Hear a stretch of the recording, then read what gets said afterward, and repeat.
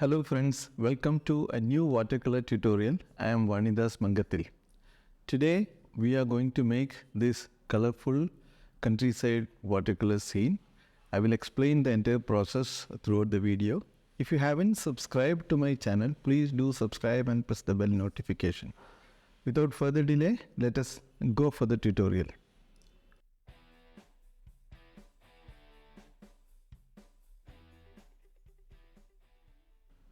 I am using a quarter sheet of cold pressed watercolor paper, and we are making a loose drawing of the subject. The drawing is very loose, very kind of simplified drawing, not too much of details. Okay.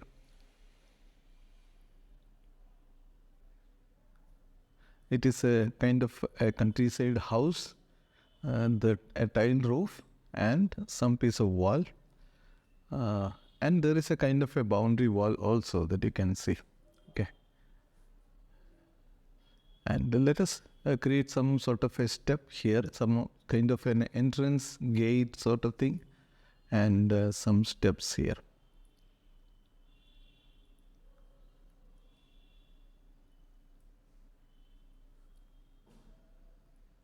Okay, so very simple drawing, and once the drawing is complete, you can pause the video and copy your drawing if you are following along.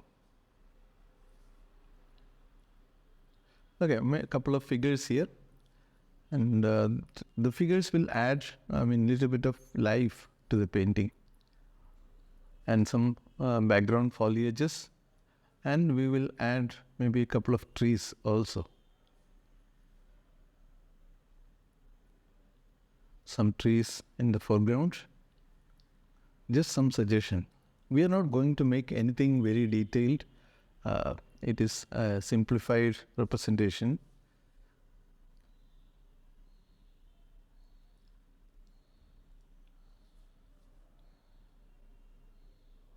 Some branches also. And while painting, we might deviate a little bit. These are just for the idea that we are drawing now. When we actually paint, we might go for some variations, some deviations. Please always leave some kind of a play that even if you draw something, you doesn't necessarily have to follow that precisely. I am happy painting it off from my drawing if that makes more sense to the painting. Okay, some drawing there also.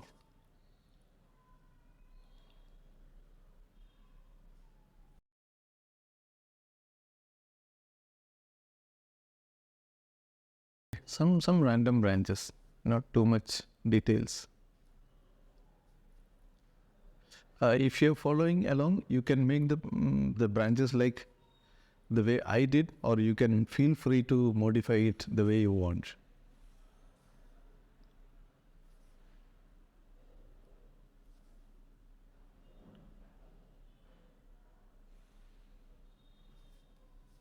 Okay, I think we are almost done with the kind of drawing. I don't want to do too much of detailed drawing. Okay, so I think this is enough for the drawing.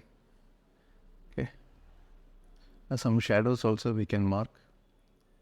See, shadows are important whenever you make something, particularly kind of geometric structures. Shadows play a key role, because that enhances the light, that clarifies the volume, a lot of things. So please don't underestimate marking the shadows, the importance of marking the shadows.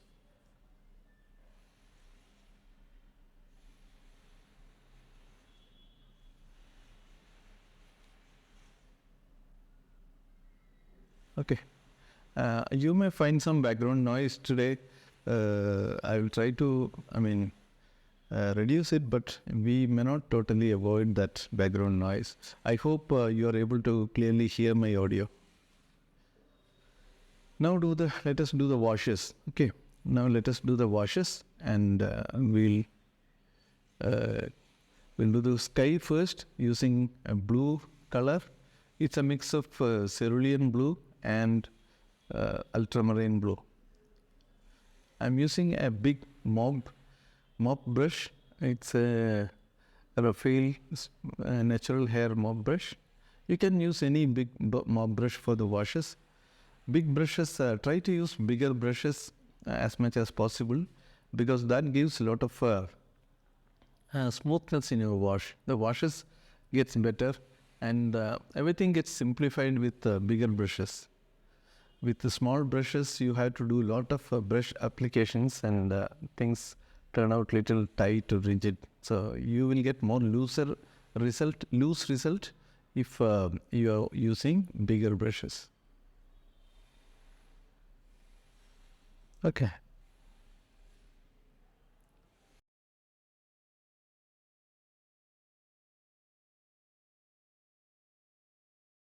If you're finding it difficult, these kind of tiny applications, you can switch to smaller brushes, okay? Now a little bit of background foliages with blue, little bit of burnt umber, so that it is little bit of a muted blue. You could also use little bit of violet color. The brand of colors that I am using is Camel Artist Watercolors, which is an Indian brand. You can use any brand that you have. See, when it comes to the brand of colors, the precise color or shade, it doesn't really matter too much, as long as whatever color you choose justifies the work.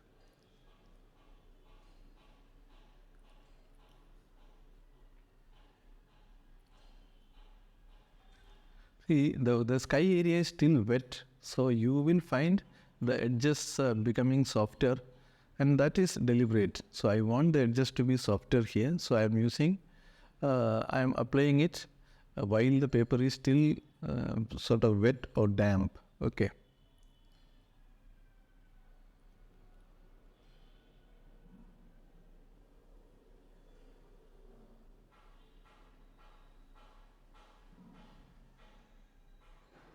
Now using some green colors, using some olive green and burnt sienna, so that these greens will merge into the violetish blue that we have applied earlier, so that you get kind of a color variation, color merging within the foliages, and that will create it more interesting. So that is the overall idea. Okay.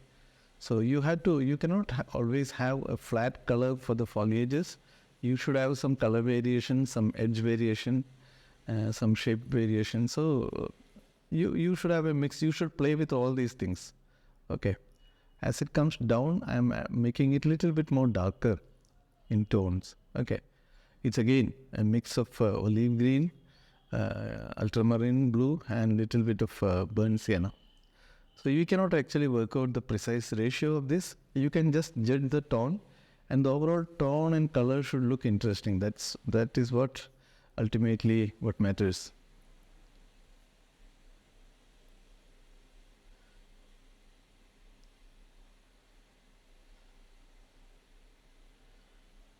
If you're still getting some background noise, I'm sorry for that. I'll try to edit out as much as possible those disturbing noises.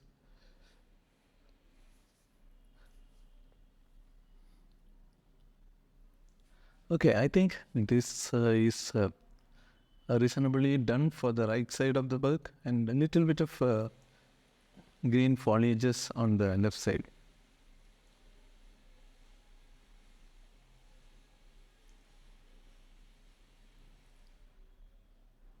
It is splashing of water so that it creates some texture on the foliages.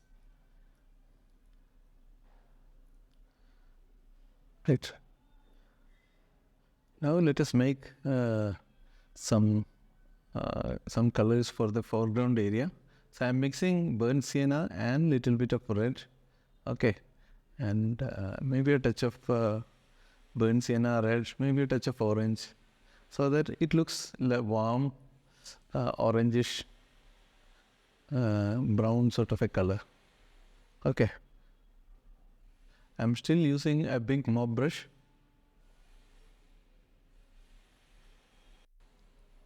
So filling the compound wall and the ground with the same color, and later we will add some darker color to create some sense of volume. Okay. For the foreground tree, I am leaving some white space. Okay.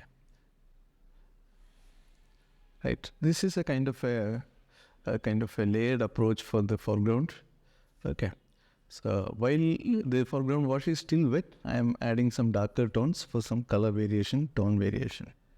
Right. Always think of color variation and tone variation. Okay. So I am suggesting some more foliages there on the sky area. So initially when we made the drawing, we didn't define those things clearly. So just for some clarity, I am making some pencil marks.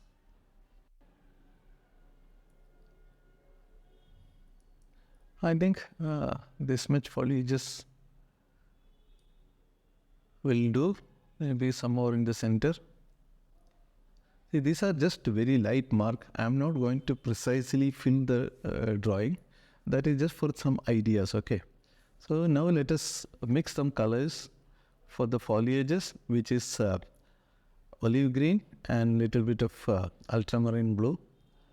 And going forward, I will also use little bit of burnt sienna. It's a mix of basically olive green, ultramarine and burnt sienna in different proportions, depending upon the tonal value that we want. Okay, these are just very simplified shapes. Okay, suggesting a volume of foliages. Don't have to be very precise. Okay, and making some dots, some marks for the edge leaves, so that we have a little bit of contrast. Ultimately, what we are looking for is some random looking combination of large shapes and small shapes in different directions. Okay, and that should ideally represent the foliage.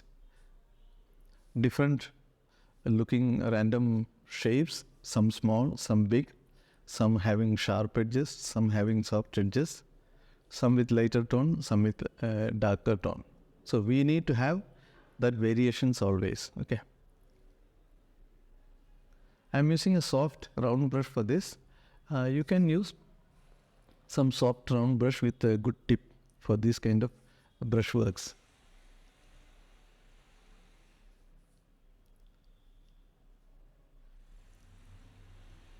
And it is a good idea to leave some gap in between so that the sky is seen through. Okay.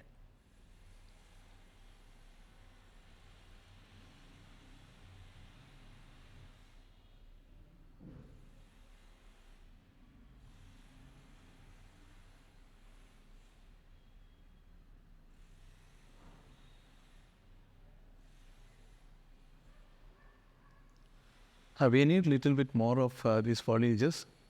So whatever I am capturing is in real time. So you might feel that this is taking some time. I could have fast forwarded this part little bit, but I think it's a good idea. You may get some more ideas of how we can do the foliages. Please pay attention to my brushworks, the angle of the brushworks, the combination of small and large shapes. Okay, please pay attention and try to practice this. You will not get it very easy at the beginning, but if you practice it a little bit, you'll surely get it. It is not very difficult as well. Some more darker tones.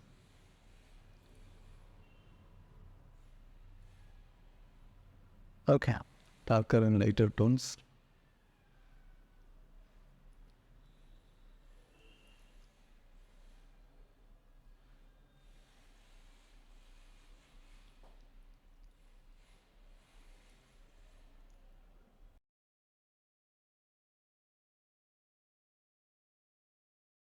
If you're finding it interesting and if you're finding some value in it, please do subscribe to my channel and press the bell notification.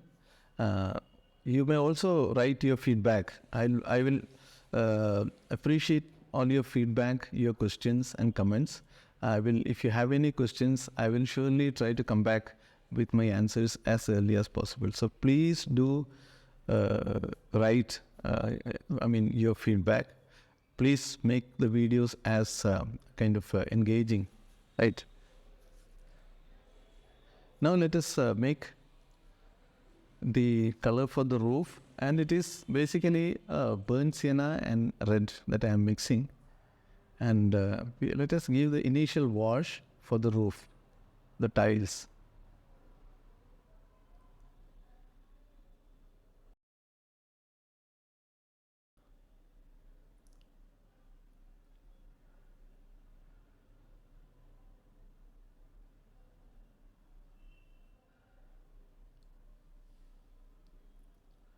I'm leaving the space for the tree, and rest every part of the tiles roof I am filling it with the same flat color.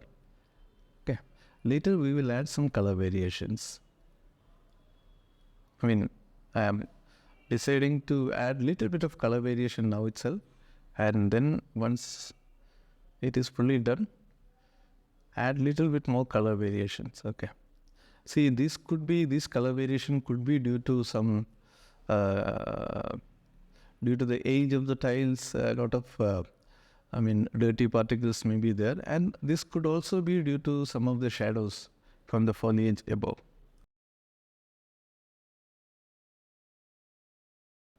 Right, it doesn't have to be precise. Okay, don't worry too much about precision. And let us do the wall of the house, little yellowish pale wash. Okay, I have added little yellow ochre to whatever we have used for the tiles, little bit of yellow ochre, and made it little pale watery mix. And let us define the wall for the house.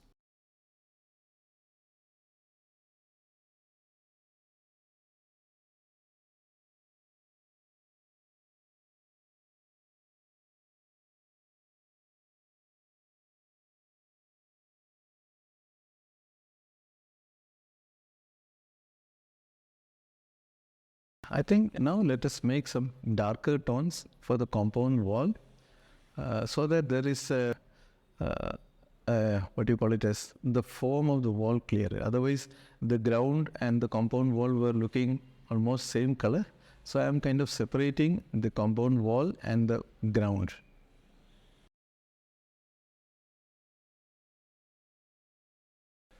Little darker version of the previous color, and at some point maybe here we can add a little bit more darker colors. Maybe at this point we can add a little bit more darker colors and add it to the compound wall, so that there is some kind of a color variation.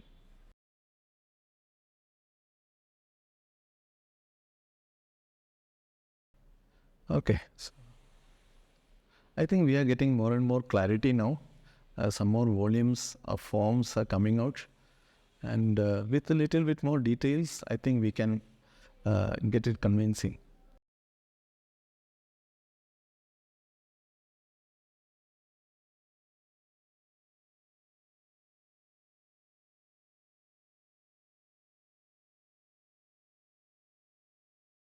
Let us make some branches now, because see, the tiles is still not very dry, and the roof, the walls are not very dry.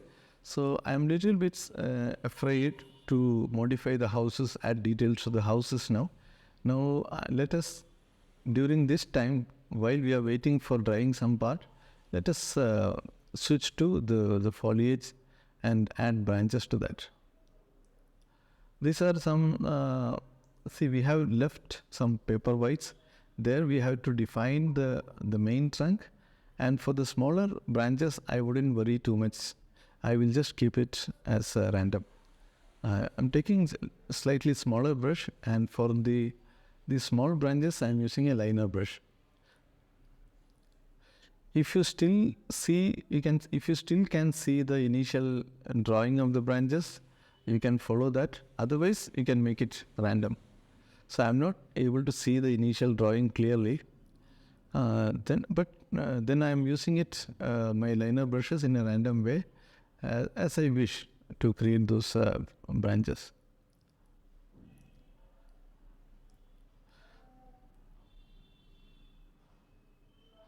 So you may ask that if you are not seeing the branches now, why did we draw at all? See, initially if you draw, we get some idea of how the branches can grow.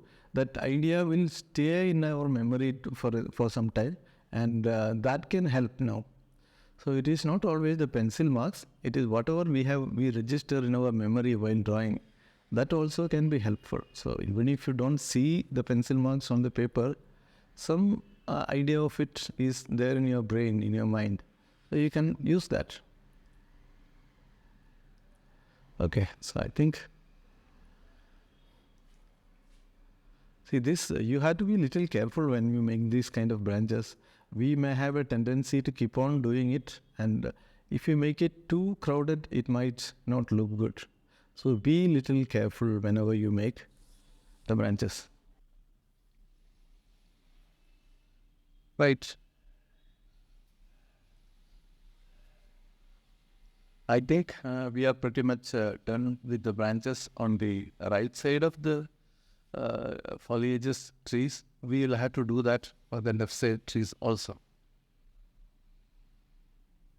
I'm not following the precise any specific color scheme for the trees, but if you have some specific color in your mind, you can use that for the trees. Okay, you may find little brownish tree or kind of an orangish tree. I mean, depending upon what you have in your reference or in your mind, if it is from imagination, you can use that color. Okay, let us quickly do the main branches, and I still doubt that the roof is still little damp in my view, so I may not do too much of branches around the roof area. Okay, that part we can save it for later. The sky is pretty much dry, so we can do the branches here. See, when you do watercolors, the timings are very important, and where certain things has to be dry, certain things has to be done on wet, certain things has to be done on when the paper is damp. So you have to plan the timings accordingly.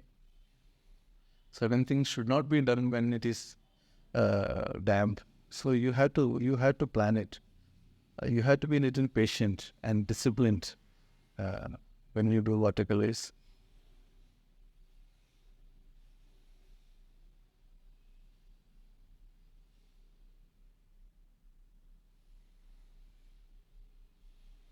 Now let us make some dark tones, and we can add the shadow parts of the house. Okay.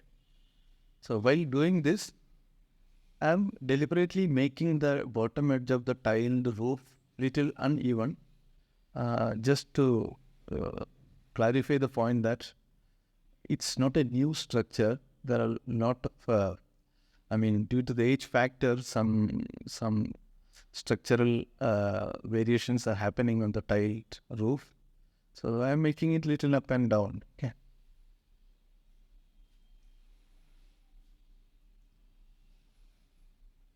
This is a kind of a reddish brown dark color. Okay. So it is burnt sienna and little bit of red and little bit of Prussian blue.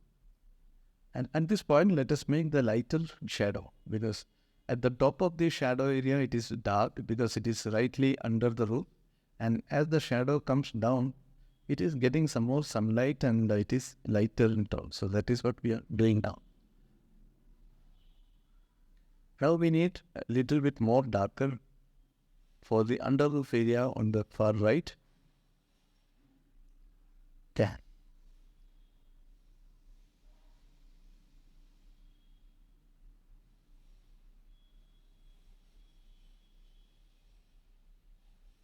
And some of the just under the roof, the tones will be darker. So adding a little bit of darker tones just under the roof so that we can feel the play of light little bit stronger.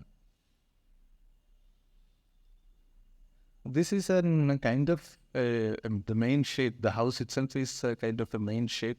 So we need to give a little bit of contrast. Now we are doing some figures.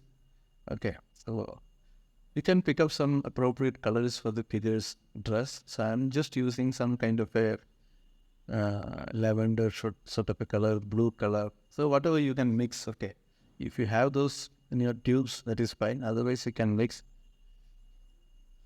Okay. These figures, if you're not confident of painting figures, you can find a lot of tutorials on my channel about making figures, these tiny figures, about their perspective, all those things. You can see tutorials on my channel. Please check them out if you are not confident and practice it. You will get better with the figures by practicing the approaches mentioned in my figure tutorials. Okay. I think we are pretty much close to our finishing. Little finishing details are required.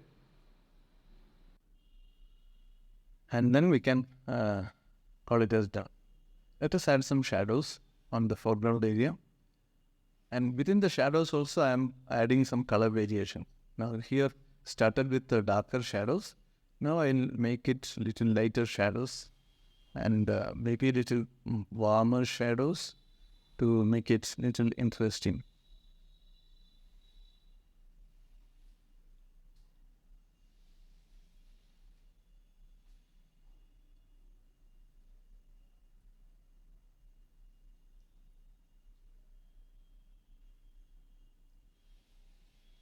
Right.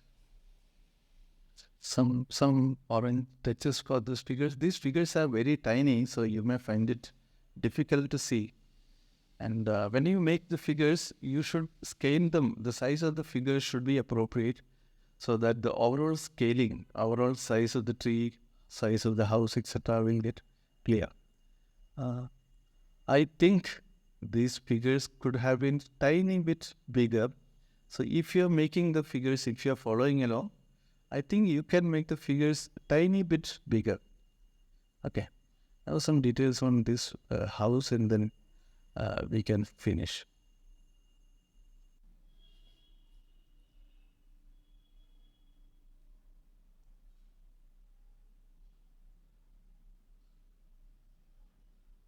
Okay, a door here maybe.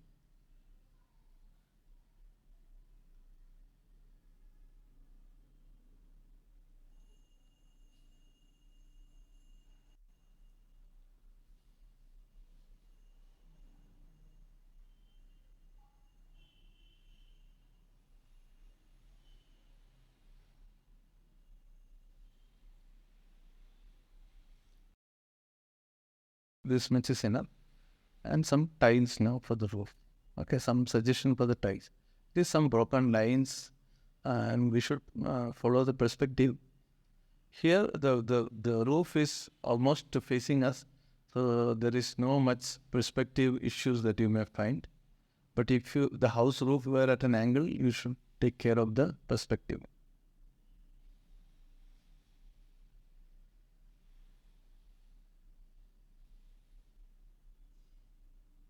So I think after doing this, what is left is some kind of some branches for the main tree on the left side.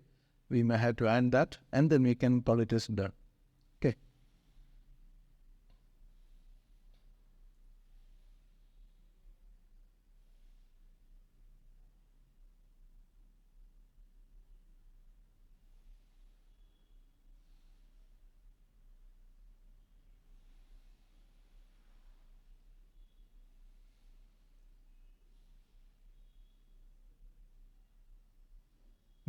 Now the tiles are done. Now we are adding some branches for the main tree.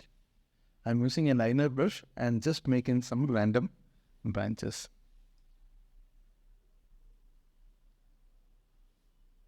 I hope this tutorial is useful. It was useful and you could learn something from this. please do a lot of practice. Practice makes it practice improves your confidence, and the confidence improves your watercolors. So hope this video was informative. Thank you very much for watching it, and please do subscribe to my channel if you haven't done it already. Okay, so if you have any question, any suggestions or comment, please write them in the comment box below, and we will soon come with another interesting watercolor tutorial in a couple of days. So thank you very much again, and happy painting. Bye bye.